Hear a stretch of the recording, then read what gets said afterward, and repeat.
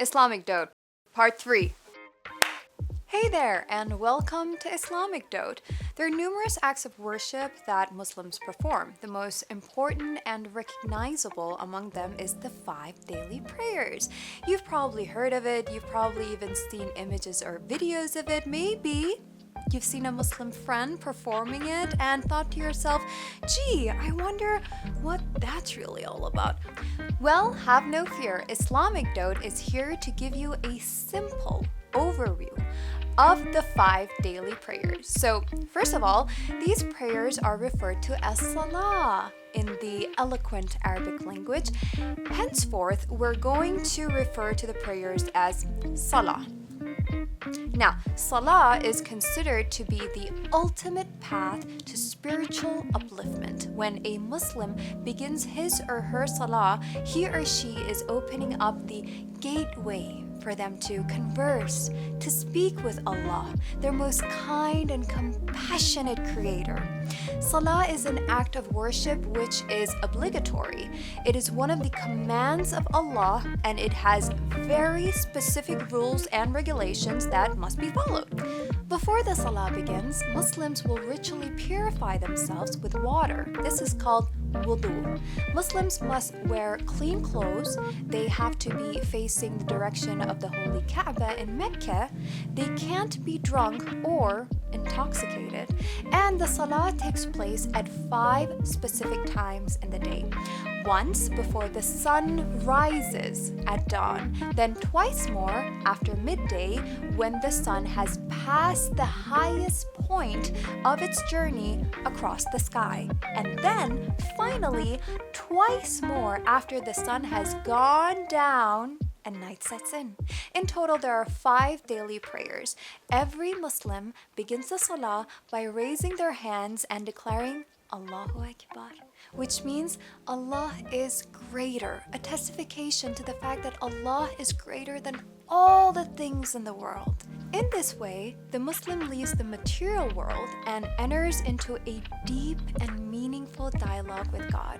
After the recitation of the Quran, which is the holy book of Islam, Muslims will then bow. This is called ruku'. And then they will perform 2 prostrations referred to as sujood. Then they'll stand up and start the whole process again. This is 1 unit of prayer, and different salah have different numbers of units. It might seem a little complicated to begin with, but Muslims learn the process of salah until it becomes second nature to them. It's actually really easy once you try it a few times. Muslims will perform the Salah 5 times a day, but that's not the only time where such ritual prayers take place. The Salah will take place at other times too, like the special Friday prayers, or during a lunar or solar eclipse, or during burials, on Eid days, celebrations, or during the Hajj pilgrimage. Now, you might have bumped into a Muslim who does not pray their Salah. Well, that's naughty. All those following the religion of Islam must pray Salah. It's an indispensable part of the religion of Islam. Certainly, the form of the Salah, the reciting, the dialogue, the bowing, and the prostrations are all fundamental blocks for building one's personal relationship with the Creator. But Islam is not an individualistic religion either. Islam, in fact, emphasizes a great deal on the Salah being prayed in congregation. And that's probably what you've seen. Muslims praying to the one God together. The way this works is that Muslims will generally go to specific places in order to perform the Salah.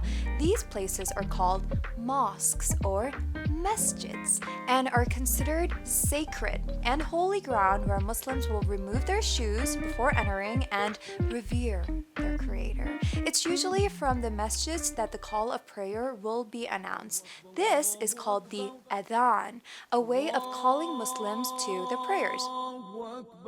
Once all the fellow Muslims have gathered in the masjid, an imam or leader will begin the prayer. Behind him, you'll often see several rows of Muslims following him in the prayer. The Muslims will follow his every move, standing when he stands, bowing when he bows, and prostrating when he prostrates.